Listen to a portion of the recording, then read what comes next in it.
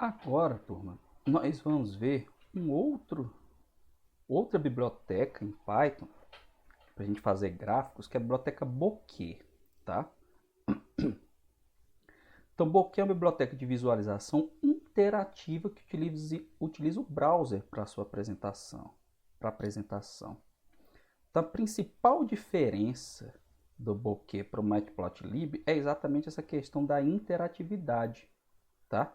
Então, ela é interativa. A gente vai ver que quando a gente gerava um gráfico lá no Matplotlib, a gente gerava o gráfico, ele era daquele jeito e acabou. Você não tem como você mexer, né? Se você quiser mexer, você muda o seu código, tá? Você muda o seu código e aí vai gerar o gráfico, né? Diferente. Aqui no Bokeh não, a ferramenta é interativa e através do browser você consegue interagir com o seu gráfico. Então isso é interessante para você trabalhar com dados em tempo real, fazer uma análise em cima daquilo que você não tem certeza ainda do que é, visualizar uma parte do gráfico. Então o objetivo é o quê? É prover a construção elegante e concisa de gráficos versáteis, que você pode ter uma interatividade, e estender sua capacidade com interatividade de alta performance sobre grandes conjuntos de dados. Também ela é rápida, né? Pode ajudar quem deseja criar facilmente e rapidamente gráficos interativos, painéis e aplicações com dados. Então, isso é muito interessante mesmo. Lembra aqueles gráficos interativos que a gente vê, principalmente agora nessa época de Covid, com informações da Covid, você clica, vai mudando o gráfico, né? Então aqui com o Bokeh a gente vai ver algo nesse sentido aqui. Então o objetivo, tanto para o Matplotlib como para o Bokeh, é apresentar isso aqui para vocês como ferramentas. Esse material aqui serve de base para você iniciar e você ir mais longe, pesquisando a documentação, exemplos, e aí partindo daqui já dá para você fazer uns gráficos bem legais para você analisar e tratar os dados de vocês, tá? Então vou começar aqui, ó. Primeiro gráfico que eu vou fazer. O primeiro gráfico que eu vou fazer aqui é o primeiro gráfico que eu fiz lá no Matplotlib, tá? Só que aqui, ó, o que eu vou importar aqui? Do bokeh.plotting, eu vou importar esses três objetos que eu preciso aqui para plotar meu gráfico. Figure, que eu vou criar a figura. Output Notebook, que é onde eu vou mostrar o gráfico. E Show, que é onde eu vou mandar mostrar o gráfico, né? Então, o que é esse Output Notebook? Eu estou dizendo onde que o gráfico vai ser mostrado. Onde que ele vai ser? No notebook. Notebook é esse material que eu estou mostrando para vocês aqui, né? Notebook é isso aqui, tá? Aí, ó, eu vou criar um novo gráfico com título e rótulos para os eixos. Então, ó, eu crio um objeto figure, aí eu vou retornar esse objeto para essa variável p aqui, né? Aí eu passo como parâmetro o tipo, exemplo, gráfico de linha. Aí x label, estou colocando só x, e aqui um label para o rótulo y. E aqui eu mandei criar o gráfico. Como é que eu crio o gráfico? É um line, tá? Line. O line significa que o meu gráfico é de linhas. Então é o mesmo gráfico de linhas lá que eu criei com o Matplotlib. Eu passo x, passo y, os parâmetros posicionais x e y. Aí aqui eu mandei colocar um rótulo para a legenda, que é até desnecessário, que eu só estou plotando um gráfico nele. E aqui a espessura da linha eu estou colocando 2. E aí eu mando mostrar. Aí, ó, ele mostrou aqui, tá certo? Aí, como eu falei, qual é a diferença aqui do gráfico? Ó, exemplo, gráfico de linha, aqui está o x, né? Aqui está o y, que são os rótulos dos eixos, aqui a legenda. Aí, qual é a diferença lá do Matplotlib? Aqui, ó, se eu clicar aqui, pessoal, eu mexo o meu gráfico, tá certo? Aí aqui, ó, ele já gera uma barra de ferramentas aqui. Aqui é do zoom, então se eu quiser dar um zoom aqui nessa região para visualizar melhor, que ponto é esse aqui que não está claro para mim? Ele também automaticamente já gera uma grade assim fininha, né? Que não compromete, né, a visualização do gráfico. Aí aqui eu posso dar o zoom com scroll, né? Aqui se eu quiser salvar, ele salva, tá certo? E aqui se eu quiser voltar para a configuração original, eu volto, tá? Então, exemplo desse gráfico, você já vê aqui, você não precisa nem fazer muita coisa, só mandou gerar, tipo lá no Matplotlib, só que você consegue fazer tudo isso aqui, né? Aqui você tem que tirar, pronto. Aí, deixa eu mandar resetar. Se você quiser ver outra região, né? Por aí vai. Se eu quiser, turma, não mostrar aqui em linha, eu posso mostrar em outro arquivo HTML. Aí você tem que usar esse outro método aqui que é output file. E aí você faz, em vez de colocar output notebook, você coloca output file e o nome do arquivo HTML. Aí aqui eu estou gerando o mesmo gráfico, estou só repetindo as linhas, tá? E aqui ele gerou em uma janela separada. Mas é a mesma funcionalidade. Se eu quiser dar o zoom, tá? Só que ele gerou em outra aba no meu navegador. Deixa eu voltar aqui. Pronto, voltei, né? Aí se eu quiser voltar a gerar no notebook, eu tenho que dar um reset output, tá? E aí eu dou output notebook de novo, para poder mostrar aqui. Então fiz isso aqui, ó, para voltar à normalidade. A partir daqui é que eu vou gerar meu novo gráfico, que é o gráfico de barras, assim como tinha lá no Matplotlib, aqui também tem um gráfico de barras, tá? Então eu vou criar minha figura, colocar aqui uma largura de 400 e altura 400, né? Aí aqui no bokeh, o gráfico de barras é o V-bar, V de barra vertical, então H-bar também para barra horizontal. Aí quem são os meus X aqui? 1, 2 e 3, né? Então vou colocar na posição 1, 2 e 3. Aí aqui a largura da barra, 0,5. Começa do zero, né? Meu bottom é 0. Aí aqui os valores das alturas, né? É o top. E a cor Firebrick. Então se eu executar aqui, ó. Tá aqui, ó. 1 é 1.2. Aí aqui, pessoal, é um pouquinho diferente lá da barra do Matplotlib, porque eu coloco que é 0,5, né? A espessura da barra. Então ele centraliza no 1. 0,5 para frente, 0,5 para trás. Aí aqui 2, centralizou no 2. Lá também era centralizado no número que eu colocava, né? Tá certo, tá parecido mesmo. Só que esse aqui eu já dei um distanciamento. Lá naquele outro exemplo ele estava tudo grudado, né? Então, ó, aí aqui, ó, 1.2, 2.5, 3.7. Aí, ó, posso mexer aqui. Posso dar um zoom aqui, né? E aí também tem tudo que tem lá no Matplotlib. Pode colocar um título, eixo X, eixo Y, legenda, tá? Se eu quiser mudar a faixa de variação, quando eu criei esses gráficos aqui, ó, ele cria a faixa de variação com base nos valores dos dados. Deixa eu dar um reset aqui.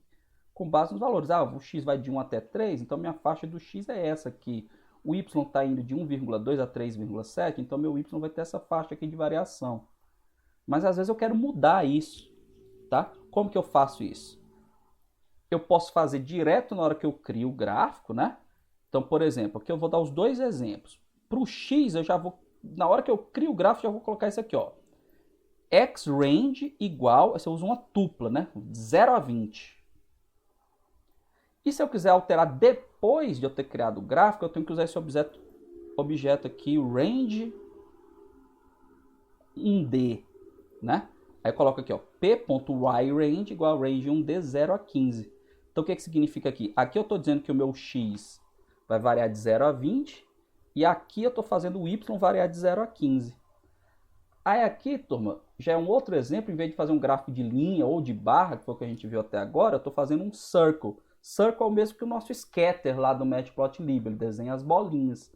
Então aqui eu estou passando os valores de x e os valores de y, e aqui o tamanho da bolinha, tamanho 10, tá? Essa bolinha é pequenininha quando você não especifica o tamanho. Então, ó, tá aqui, ó. Criei minhas bolinhas aqui, ó. A primeira bolinha está na posição 1, 2. A segunda bolinha está na posição 2, 5, né? 2, 5, né? X igual a 2, Y igual a 5. Aí por que ficou feinho aqui, né? Porque eu mandei o X variar de 0 a 20, ó. Mas tá tudo concentrado aqui. O Y também, ó, mandei variar de 0 a 15, por isso ficou tudo concentrado. Aí se eu achei que não ficou legal, o que eu faço? Dou um zoom, né? Pronto, agora tá bonitinho, certo? Então aqui, ó, aqui dá pra ver, ó, 2, 5, né?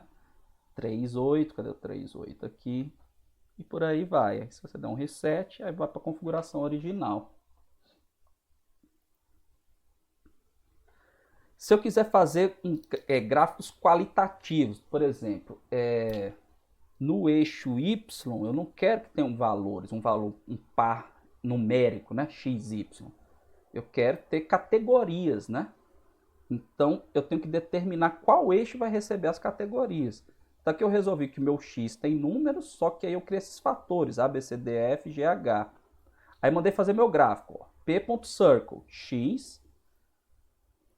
Antes de fazer o gráfico, eu crio a minha figura e digo, ó, que a minha figura, o y-range da minha figura são os factors. Ou seja, a faixa de variação do meu eixo y vão ser esses valores aqui qualitativos, não vão ser valores numéricos. Aí pronto, aí eu passo aqui o meu x, aqui os meus valores qualitativos. Aí tem que ter o mesmo tamanho, obviamente, né? Isso aqui. Aí meu círculo de tamanho 15. Aqui é para mostrar outros parâmetros que a gente tem. Por exemplo, fill color. É a cor que eu vou preencher a bolinha. Então a bolinha vai ser preenchida de laranja. Line color é a cor do contorno da bolinha. Vai ser green. E aqui é a espessura da linha 3. Aí fica essa coisa aqui, né? Não é muito bonito, não, é para ilustrar. Isso que eu acabei de mostrar para vocês. Então tá aqui, ó, no eixo Y você tem os valores, né? 10, 20 até 80, né? De acordo com os valores que estão aqui. E aqui, ó, vai de A, B, C, D até H, tá? Mais um exemplo aqui. Esse exemplo aqui é para ilustrar, às vezes a gente faz um gráfico, a gente faz dois gráficos em um, só que a faixa de variação de um eixo para um gráfico é diferente da do outro, que é o que eu vou mostrar aqui para vocês. Ó. Então lá do NumPy eu vou importar, que a gente já usou aqui, o Pi, o Arrange, o Seno e o Linspace, né? Que eu já expliquei para vocês, mas vamos relembrar aqui.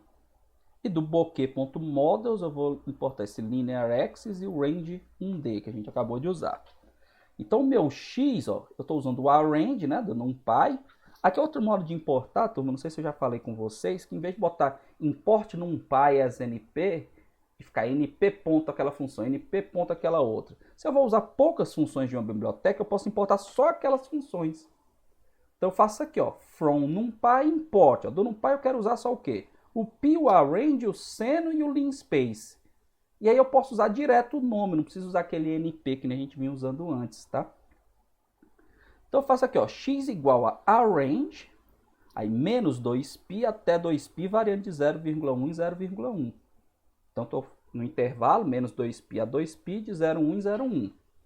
O y é o seno de x, ele vai calcular o seno para cada valor de x que eu acabei de gerar.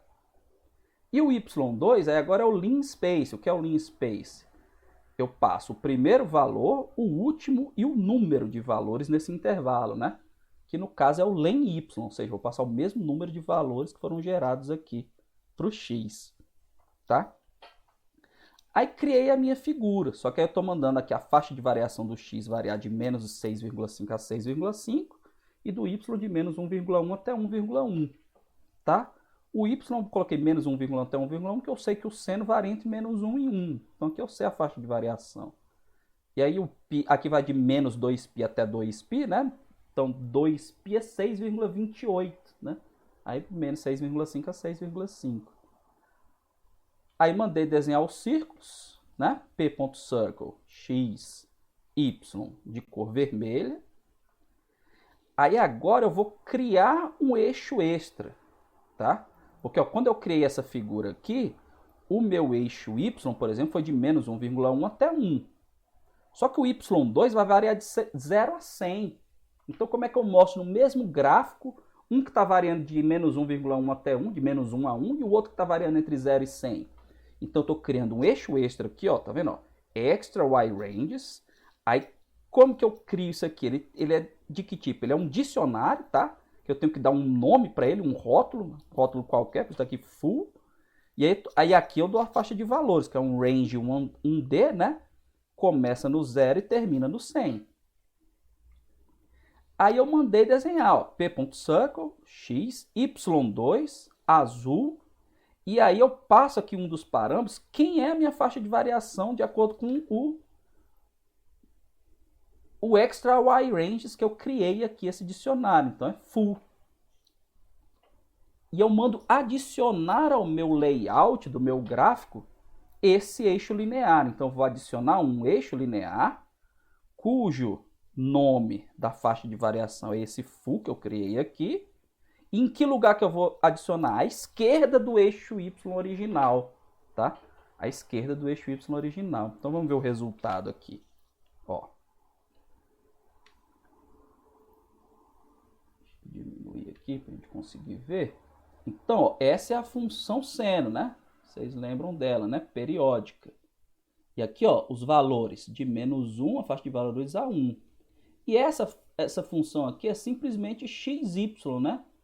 X variando de 0 a 2π, também de menos 2π a 2π, e o y de 0 a 100, né? Que o y varia. Aí tá essa outra faixa de valores aqui, ó.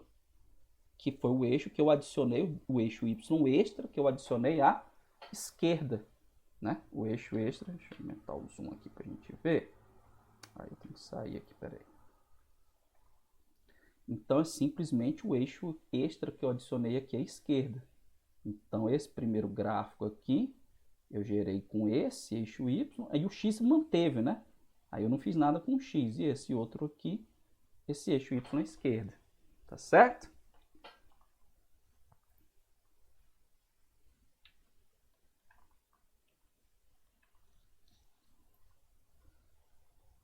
Esse outro exemplo agora, como que ele funciona? Nesse outro exemplo eu vou mostrar que eu posso usar o eixo, um dos eixos, né, normalmente o y, na escala logarítmica, tá?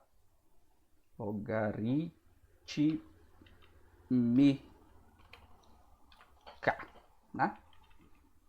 Logarítmica. Então, ó como é que funciona.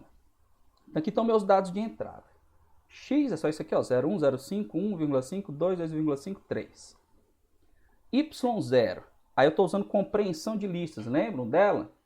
Ó, I ao quadrado para todo I pertencente a X. Então vai ser esse Y0 vai ser X ao quadrado, né? Quem é o Y1? 10 elevado a I para I pertencente a X. Então vai ser 10 elevado a X. E quem é o Y2?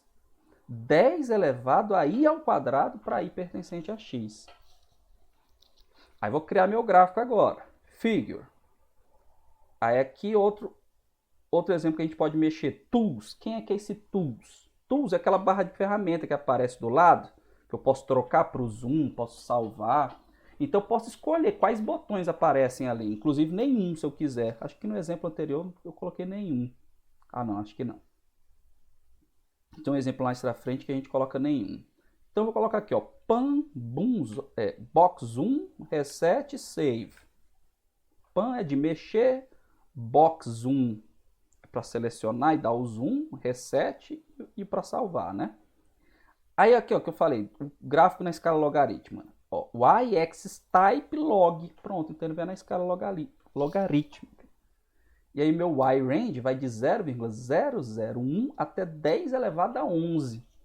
Só que aí como ele vai na escala logarítmica, né? Então aqui é 10 a menos 3, né? Então vai ser 10 a menos 3, 10 a menos 2, 10 a menos 1, né? Até chegar em 10 elevado a 11. Aqui o label do eixo X, o label do eixo Y, né? E aqui adicionando os gráficos que serão mostrados.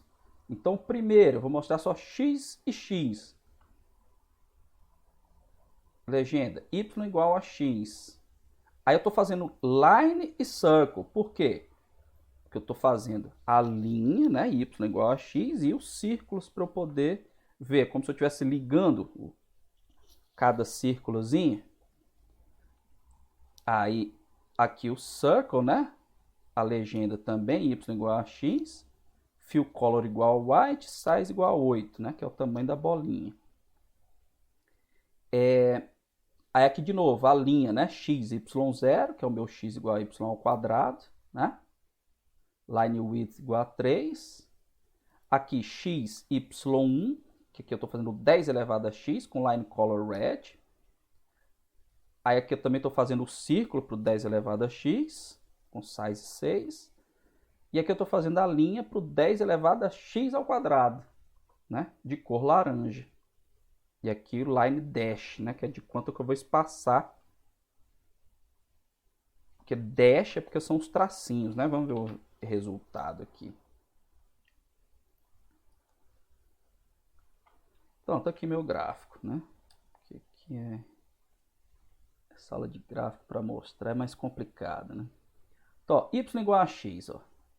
Tá vendo que eu fiz um gráfico de linha e outro com círculo de preenchimento em branco, né?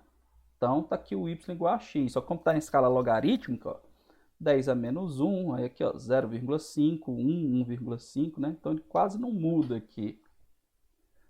Aí, y igual a x ao quadrado também muda pouquinho, né? Aí eu fiz só de linha, né? O y igual a x ao quadrado, ó, só fiz de linha de comprimento 3. Aí tá aqui a legenda, y igual a x ao quadrado.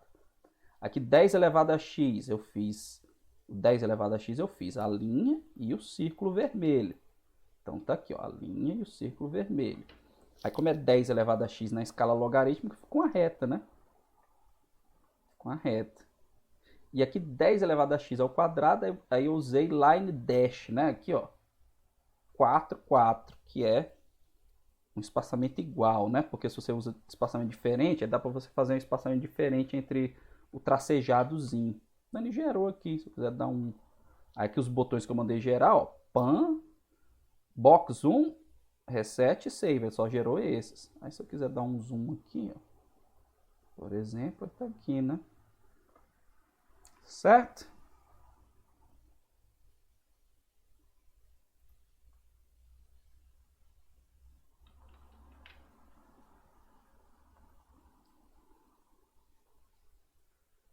Esse exemplo agora eu vou falar do grid plot. Como é o grid plot? O grid plot é como se fosse o subplot, né? Lá do Matplotlib. Aí como que funciona aqui no Bokeh? Então vamos gerar os dados aqui primeiro, né? Então estou fazendo aqui um n igual a 6, eu estou usando o linspace, que está indo, ó, de 0 a 4π, estou gerando 100 pontos entre 0 e 4π. Aí y0 é o seno de x, y é o cosseno e y2 é seno mais o cosseno. Aí, ó, eu vou criar os 3 gráficos separados. S1 é um figure, né? Estou colocando aqui largura e altura, sem título. E estou mandando desenhar círculos, né? x0, y0, size 10, cor navy, alfa 0,5, agora eu não estou lembrado, tá, pessoal? Que esse alfa... Deixa eu ver se quando sair o resultado do gráfico a gente lembra. O S2, eu estou criando um figure também, ó, 250 por 250. Aí olha só o que eu estou fazendo aqui, ó. XRange recebe S1, que é o primeiro gráfico que eu criei aqui, ponto XRange.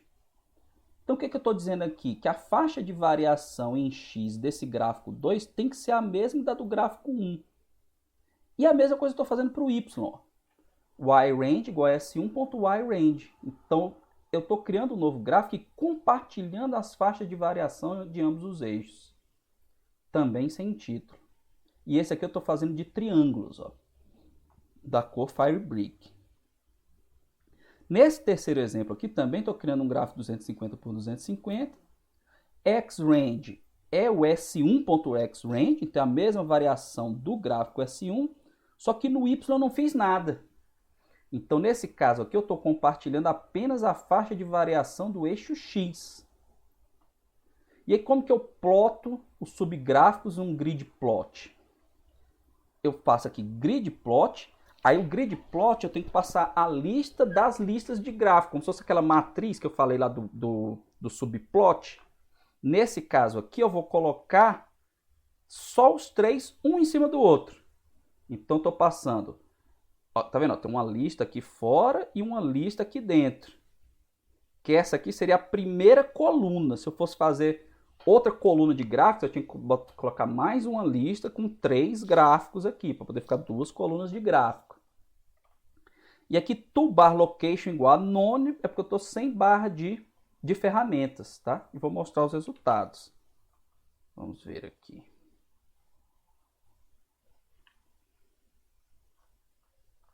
Cadê? Pronto, tá aqui, ó. Então tá aqui, ó, sem barra de ferramenta, certo? Oh, esse negócio desse zoom é chato, pessoal. Tomara que no vídeo dê pra ver bem, tá? Então, ó, observem aqui. Quando eu faço assim, ó, mexeu os três, né? Para a direita, para a esquerda. Agora se eu for para cima e para baixo, ó, só o segundo que vai. Por quê? Porque para o primeiro e para o segundo eu compartilhei. No segundo eu compartilhei o eixo X e o eixo Y do primeiro. No terceiro eu só compartilhei o eixo X. Então, ó, beleza. Agora se eu mexer para cima ou para baixo, ó, com os outros dois não acontece nada. Aqui, ó, para cima e para baixo vão os dois juntos, porque estão compartilhados o eixo Y. Aqui eu fiz, ó, círculo, aqui eu fiz triângulo, aqui eu fiz quadrado. Tá certo?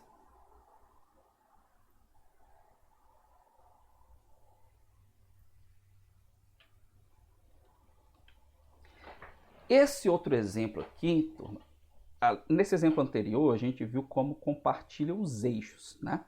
Nesse agora nós vamos ver como compartilhar o próprio conjunto de dados.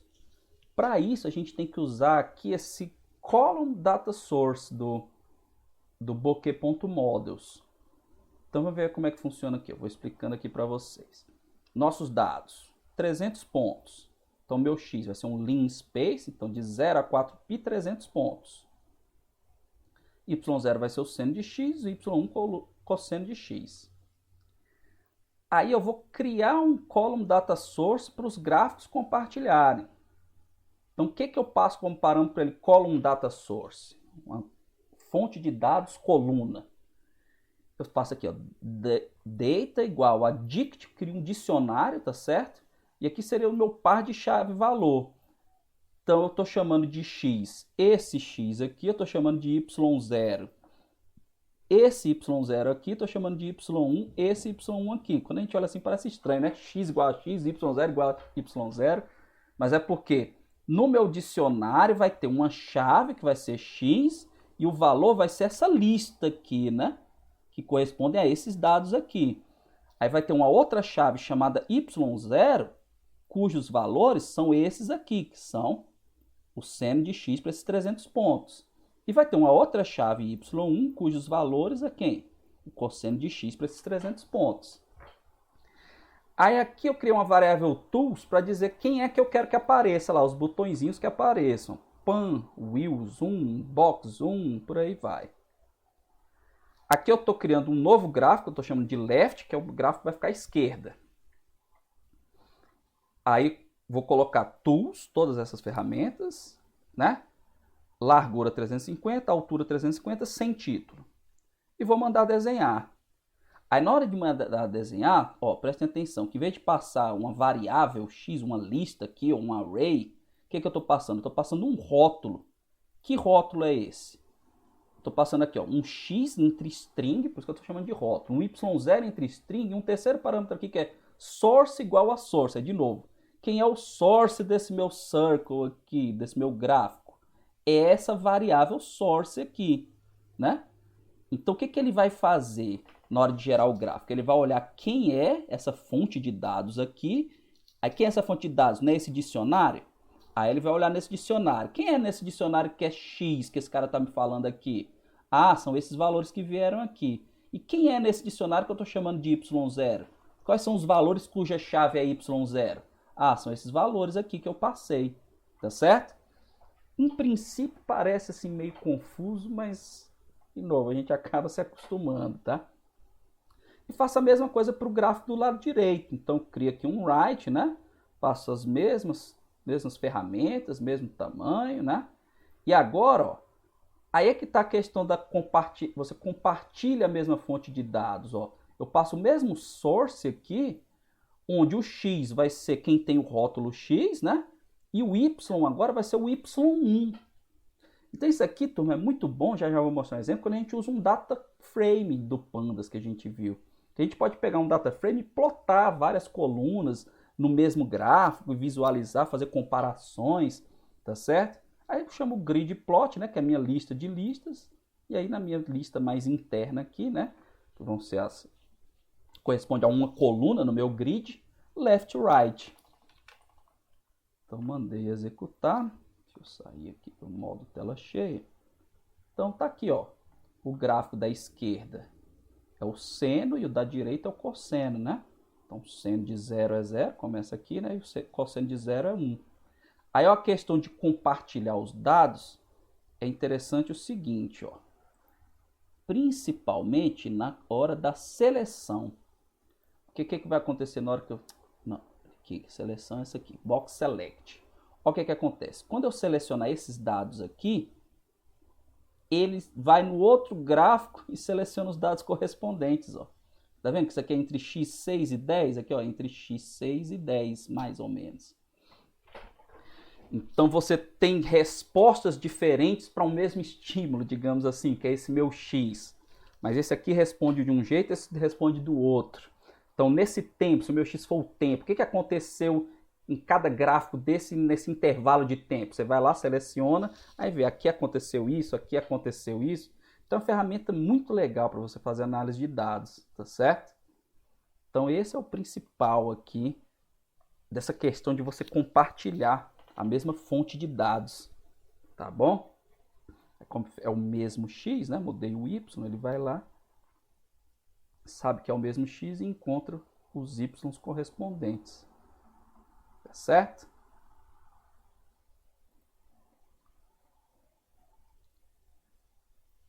Continuando aqui, ó. É possível fazer gráficos utilizando as colunas de um data frame Pandas, tá? Então, aqui, turma, inclusive, para quando vocês estiverem estudando, aí, fazendo exercícios, tem uma série de conjuntos de dados que vêm no Pandas e na biblioteca Bokeh, tá vendo? Bokeh.sampleData, né? Dados de exemplo, .iris. Aí, from bokeh.sampledata.iris, import flowers SDF. Então, lá tem um conjunto de dados chamado flowers, de flores, ó. Eu vou executar aqui e mostrar para vocês. Então, ó, quem é esse meu DF? É um data frame, né? Que é que eu não determinei os índices, né? E aí ele tem essas colunas aqui, ó. Isso aqui, ó, traduzindo, é o comprimento da sépala, né? A largura da sépala, o comprimento da pétala e a largura da pétala de vários tipos de flores. E aqui são as espécies, né? Setosa, virgínica. Então, você pode tentar classificar as espécies com base nesses atributos aqui da flor, tá? Então, é um conjunto de dados que tem na própria biblioteca Bokeh que você importa. Então, ó, aqui lendo de novo essa linha aqui, ó. Da biblioteca bokeh.sampledata.iris, importe. Então, um monte de coisa nessa biblioteca. Import flowers como DF. Estou chamando essa flowers de DF. Se eu não tivesse colocado SDF, o nome disso aqui ia ser flowers. Aí eu mudei o nome. Eu import o flowers como DF. Que nem eu fazia import num PySNP. Tá certo? Eu posso juntar tanto o import quanto o from. Dá para brincar com isso aqui, tá? E aí, ó, o que eu vou fazer aqui? Eu vou criar um gráfico, né? Figure, né? 400 por 400. Vou plotar quem? Aí, ó, a questão do data source. Eu passo aqui o meu source é igual ao DF, que é aquele data frame que eu acabei de importar. E quem é que vai ser o X? Vai ser o petal length. E o Y vai ser o petal width desse source aqui, que é o meu data frame. Então, ó, quando eu mandei plotar, aqui é o tamanho da pétala versus a largura da pétala. Então tem uma relaçãozinha, né? Meio que lineada para você observar. Quanto maior o comprimento da pétala, maior a largura da pétala, mais ou menos assim. Você observa tendências, né? Então, analisar dados, turma, consiste em você visualizar os dados, seja na forma de tabelas como de gráficos. Você sempre começa uma análise de dados visualizando seus dados, olhando para eles, tentando extrair alguma coisa primeiro visualmente. Aí depois você passa para as ferramentas computacionais mesmo para tratar os dados. Mas quando você tem um conhecimento dos dados que você está tratando e uma visão, né, por meio desses gráficos e tabelas, isso te ajuda muito a tratar seus dados, tá? Olha esse outro exemplo aqui, como vai ficar interessante, ó. Deixa eu explicar para vocês. Ó. From matplotlib.colors import cnames. Então, lá na biblioteca matplotlib, existe lá não sei se é um objeto, isso aqui, chamado colors, né, que é um dicionário, na verdade, é um dicionário de nomes de cores e números associados, ou números associados e a cor, tá?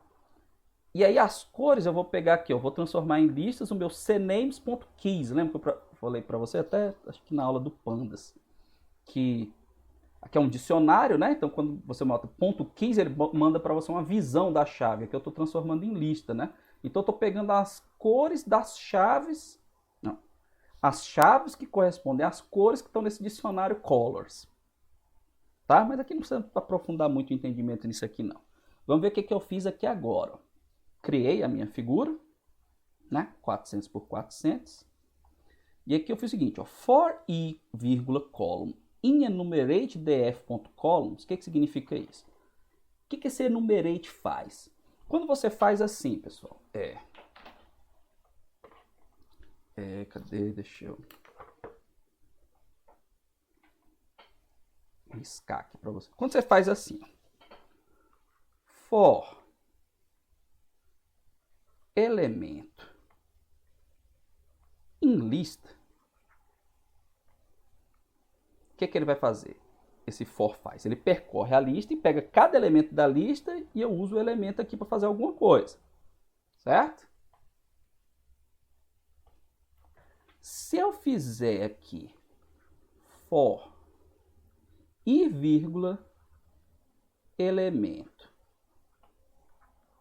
em lista, o que vai acontecer? Ele vai continuar pegando o elemento, tá certo? Vai continuar pegando meu elemento. Só que junto ele pega o índice do elemento. Então ele pega o elemento da lista, então ele pega. Aí vai ter um i aqui também, né? Que o i vai ser 0. E esse aqui é o quem? É o meu lista índice 0. Aí no segundo passo, quando o i for 1, o elemento vai ser o lista índice 1. Então o que eu estou fazendo aqui nesse código aqui? Eu estou percorrendo todas as colunas do meu data frame, tá? Então em cada passo do meu for, essa variável column vai ser uma das colunas do data frame, só que ao mesmo tempo eu estou pegando o índice dela, coluna 0, coluna 1 e por aí vai. Se a coluna que eu estou pegando for diferente da petal length, do comprimento da pétala, o que eu vou fazer? Eu vou fazer um gráfico do petal length em função dessa coluna, tá? Porque o que eu quero fazer? Eu quero relacionar o comprimento da pétala com os outros atributos da flor. Então eu vou percorrer todas as colunas do data frame que tem a largura da pétala, o comprimento da sépala, a largura da sépala, né? Eu vou relacionar todas essas figuras, todos esses atributos com o comprimento da pétala. Então, na hora que chega no comprimento da pétala, eu vou pular, né? Porque o comprimento da pétala eu não quero relacionar com ele mesmo.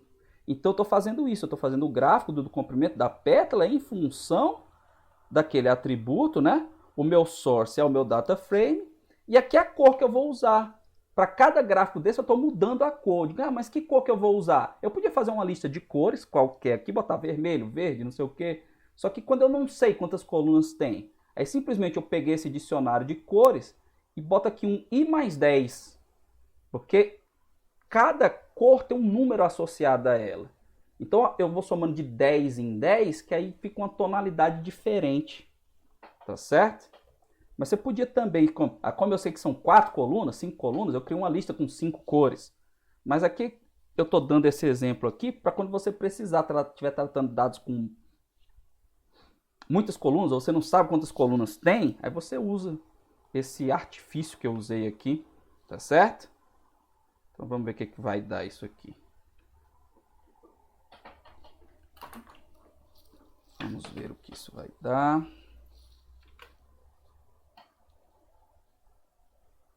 Então tá aqui, ó. Aqui é porque eu não coloquei, né? Eu podia colocar a legenda também, eu não coloquei a legenda, tá? Mas aqui, ó. Aqui ele fez um gráfico, ó, que é esse ciano aqui. Aqui ele fez outro, que é esse marrom. Então esse aqui tem uma relação, provavelmente aquele... a largura da pétala, né? Que a gente viu no gráfico anterior. Aqui já não tem uma relação, aqui já tem mais ou menos, né? Então um deles aqui é o comprimento da pétala, o outro é o comprimento da sépala e outra largura da sépala, tá certo? Ele pegou as colunas do meu data frame e aí eu fiz um gráfico, um com cada cor. E aí, como eu falei, eu posso aprimorar isso aqui, posso colocar legenda, né? Posso colocar rótulo, alguma coisa desse tipo para melhorar minha visualização, tá bom?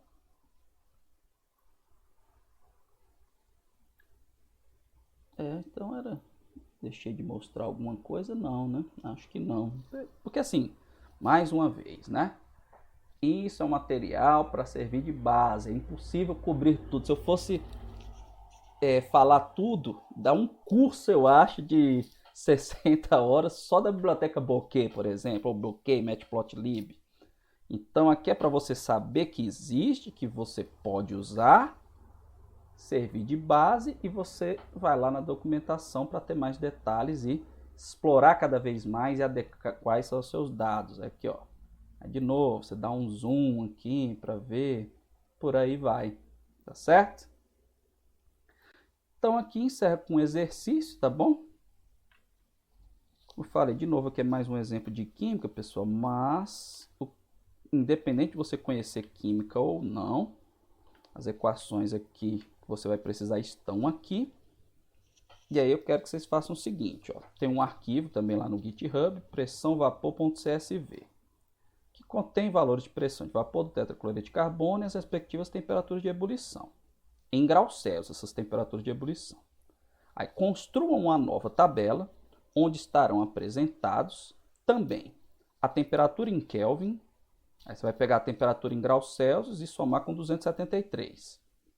O recíproco da temperatura absoluta, então você vai pegar essa coluna com temperatura em Kelvin e vai fazer 1 sobre ela. O respectivo valor médio da pressão P a ela associada, a razão P sobre P asterisco, na qual P asterisco é 760 e o logaritmo neperiano dessa razão. Então lá tem as pressões. Para cada pressão você vai pegar e dividir por 160. Vai criar outra coluna do data frame, que vai ser a pressão que está lá dividido por 760. Aí vai criar outra coluna que é o LN disso aí, tá? Lembrando que na biblioteca NumPy, que é onde você vai buscar esse LN, o LN é log, tá? O log na biblioteca NumPy é o log na base E, é o LN. Aí você vai fazer um gráfico do LN de P sobre P asterisco em função do recíproco da temperatura absoluta, que é o que dá essa equação aqui, ó. Porque se você faz um gráfico, deixa eu fazer aqui, ó, vamos separar aqui, ó. Eu vou ter um conjunto de valores. Eu vou ter um conjunto de valores para isso aqui, porque eu vou ter vários valores de pressão. Você vai pegar cada valor desse e dividir pelo P asterisco, é 760. E vai tirar o LN. Então, para cada valor de temperatura, consequentemente, para cada valor de 1 sobre T, eu vou ter um valor de LN de P sobre P asterisco. Então, se você olhar aqui, isso aqui é como se fosse meu Y, tá? Isso aqui é como se fosse meu X de uma regressão, né?